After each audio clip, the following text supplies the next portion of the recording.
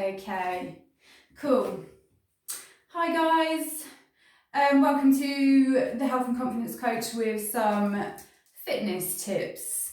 Today I wanted to talk about, because it's a hot topic right now, most of us are working from home, and even if we're not, we're still hunched down over a desk for the majority of the day.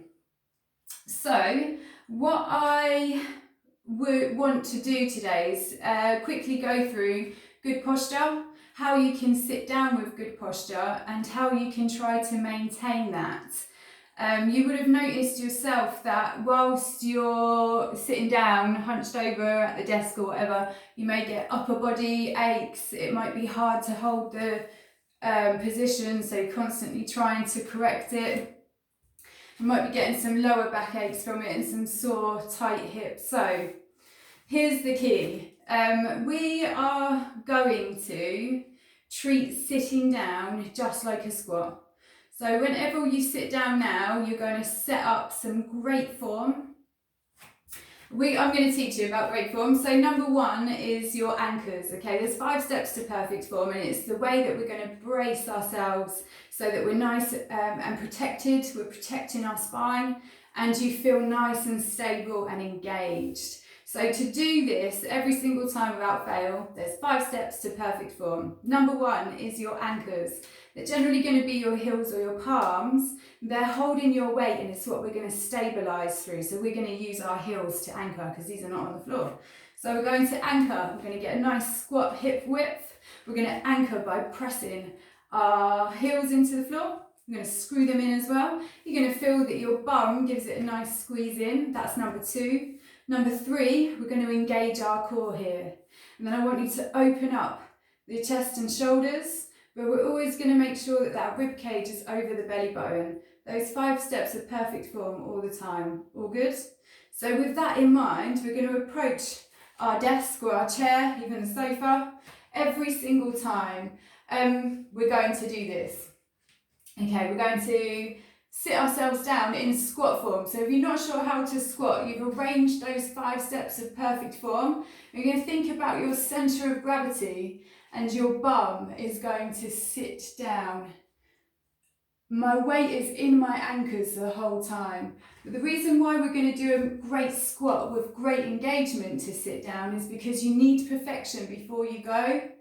If you sit down unengaged and then you try to fix it, it's going to be an over tension, and it's not going to be in the right form. It's going to be a lot harder for you to hold it, and that's where you get the backaches, because you're over tensing. You weren't engaged before you went down. That was the problem. So we're engaged. Okay, we're going to squat down. We've got great anchors here. We're going to sit the bum down onto the chair using our anchors to stabilize our weight. Nice neutral spine positioning, see that?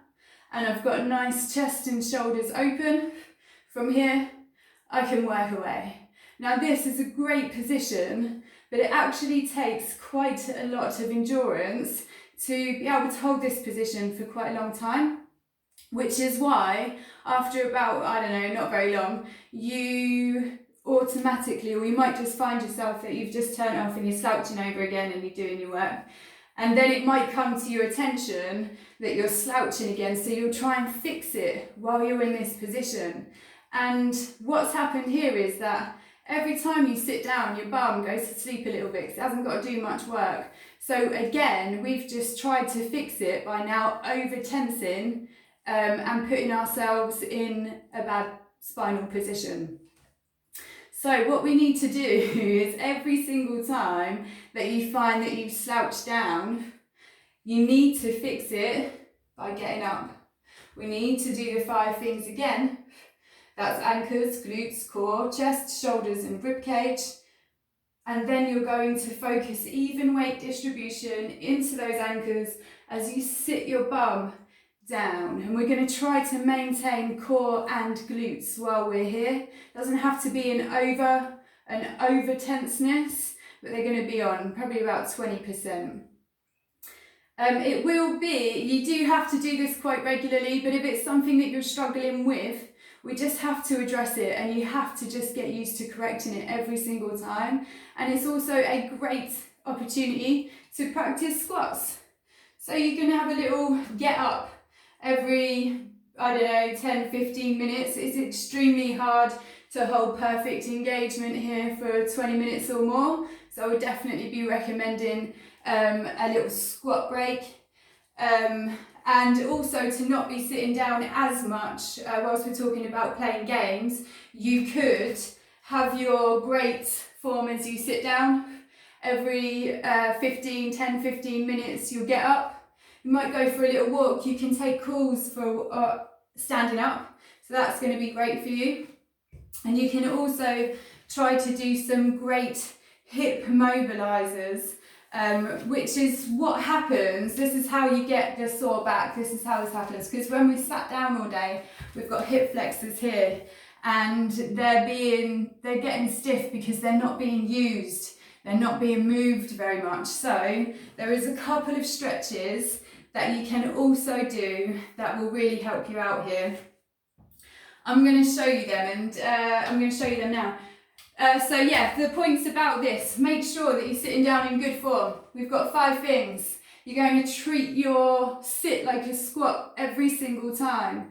You can also change your movements in position. So you see here I've got a nice neutral spine. Now I can lean forwards with great positioning.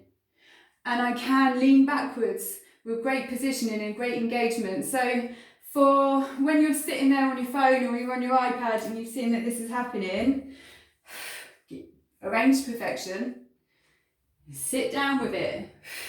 You can then rest with it while you're texting and you've still got good positioning. So yeah, that's another little handy little tip there. So let me get on to these stretches. So if you do find that you are in quite a lot of pain and soreness and you are one of those sedentary people, get those breaks in. They're going to make a lot of a difference because we need to move. That's the problem. So I'm going to show you one stretch that you can do on the sofa. You can do it on the end of the sofa. It is a painful stretch, but it is most definitely effective. Perfect. We're going to get down onto the floor. I want you to pop one toe up against the wall. As we were talking about anchors earlier, you'll notice in this position, your hands, your palms become your anchors because these are your stabilizers. They're the things that are holding you up. So we're going to press and screw them into the floor. We've got one toe up against the wall and we're going to let our knee come down onto the floor. From here, you're going to bring one foot around and you're going to try to stabilize your weight into that anchor. Now from here, we're going to try and do this. You may need something to help you stabilize, to help you hold yourself up. It may be extremely painful and you might find that you don't have much movement here. The pain is all down this leg and you might feel like I'm giving you a quad stretch. This is the hip stretch. This is a hip flexor. If once you're feeling comfortable with this position, what I'll need you to do next is make sure that you are going to use your bum to squeeze it in and you're going to start to drive the hips down to the floor, not into the knee. We're going to drive it into the floor. This is going to hurt, totally worth it. You're going to hold it. If you can, when you get better, you can take your hands off and you can try to push the hips up to the ceiling. I'd love you to hold this stretch for at least 45 seconds before you change over and you do it again on the other leg. Need good anchors. You're going to bring the knee down to the floor. We're going to bring this anchor into the floor and we're going to try and get up. Nice. From here, you will try to put your hands on your hips and tuck your tailbone in. It does hurt. It is worth it. It's absolutely magic for lower back pain and hip pain especially. So grin and bear it. Make it worth it. And again, hold that for 45 seconds and you will feel a good difference. If you were to do that stretch every day for a week, I would almost guarantee pain would be seen to and you won't be feeling it half as much as you were the week before. So I hope you enjoyed that. I hope you learned from it. As annoying as it is, sitting down and even walking in general, we need to be engaged for. So try to practice it as much as you can. Every time you notice that you're out of form, go through the 5 things, get into form. Sit down with good form, stand up with good form, walk with good form, live your life with good form. It does help. Have a great day. Bye.